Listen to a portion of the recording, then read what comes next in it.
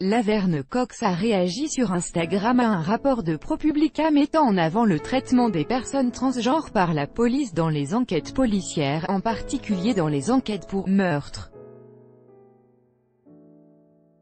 Many years ago when he was contemplating suicide, he was planning to have a note in my pocket at the time of my death and several other notes in my home which would state my name, preferred gender, pronoun and that he should be referred to a woman in my death. My note would be clear that he should not be referred to a Laverne Cox only, not any other name. Being me-gendered and dead-named in my death felt like it would be the ultimate insult to the psychological and emotional injury he was experiencing daily a black trans woman in New York City, the injury that made me want to take my own life. USA to share a lot more on social media about the murders of trans folk. I don't that much now because it is re-traumatizing for me to constantly live in this space of death, murder and the injustice that lead to the death. I read this report from ProPublica is so bad and wet for all the trans people who have been murdered and those experiencing direct, cultural and structural violence. I wet because I haven't been allowing myself to. I wet for all of the violence I have experienced in my own life. I am injured, saddened and enraged that the police in Jacksonville, Florida and other jurisdictions don't have policies in place to respect the gender identities of trans folk when they have been murdered. This misgendering and deadnaming also impedes the investigation into the murders. Injustice on top of injustice. I have been saying for years that misgendering a trans person is an act of violence.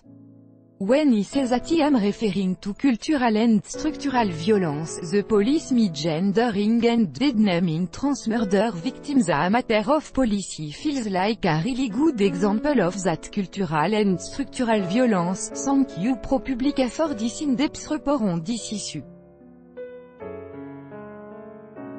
Please read and share and join with local trans organizations demanding that police do better on this issue and many others.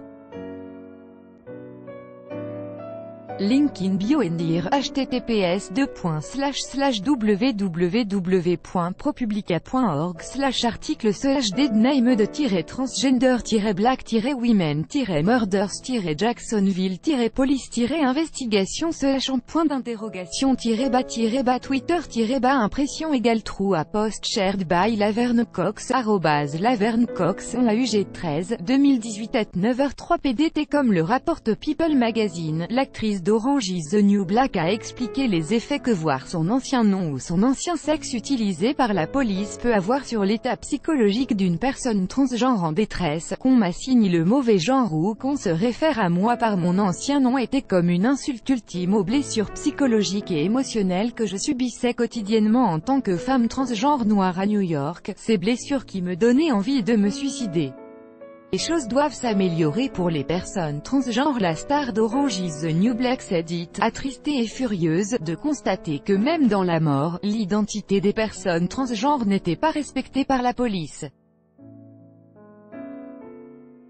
Le rapport suggérait en effet que dans 74 des 85 cas étudiés, la police ne tenait pas compte du nouveau genre des victimes et qu'elle utilisait le terme « travesti » pour se référer à elles. Photographed for @variety s first ever trans actors round table by @Jill.Greenberg r @Larry Jara Sims Makeup @Telady Dera Styled by @Christina Pacelli Wearing @Tom Ford.